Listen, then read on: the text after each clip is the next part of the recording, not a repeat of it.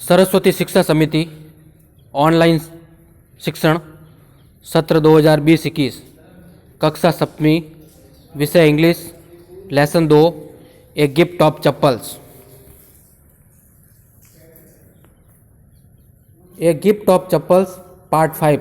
प्यारे भैया बहनों, चप्पलों का उपहार पार्ट 5वां आज हम पढ़ेंगे। पिछले 4 भागों में हमने पढ़ा था किस तरह से संगीत मास्टर लिली को संगीत सिखाता है और क्या क्या समस्या संगीत सीखने में वो आती है, उसके बारे में पढ़ा था। अब आगे,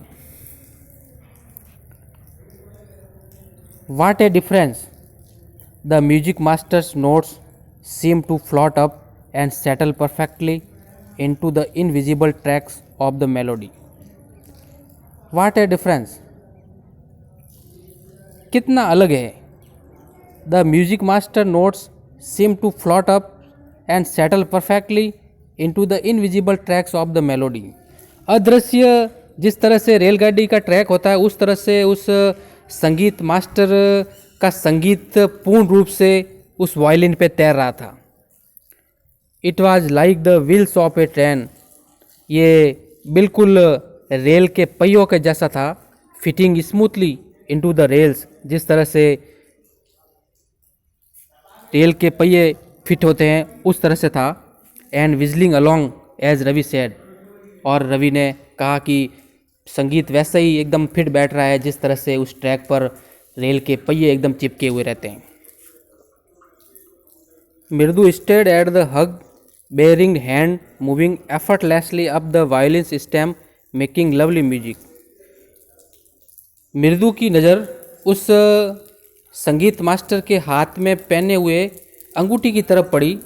effortlessly up the violin stem, जो उनका हाथ वायलिन पे चल रहा था, उस वायलिन के चलते हुए हाथ पर उस मृदु की नज़र पड़ी।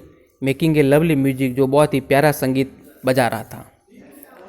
इसको there was Lalli derailing again, Amma came a wail from the gate, Amma ओ।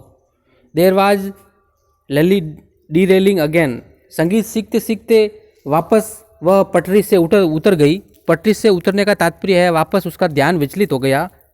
अम्मा came a well for the gate, Amma ओ। देखो अम्मा, गेट पे एक भिखारी,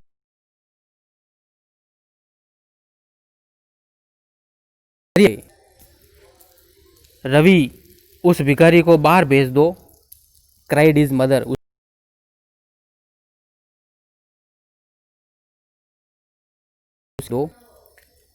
there she was chatting with Tapi, वहाँ बैठी वह तापी के साथ गपशप कर रही थी। He has been coming here every day for the past week, पिछले सप्ताह से ये इस स्थान पर लगातार आ रहा है।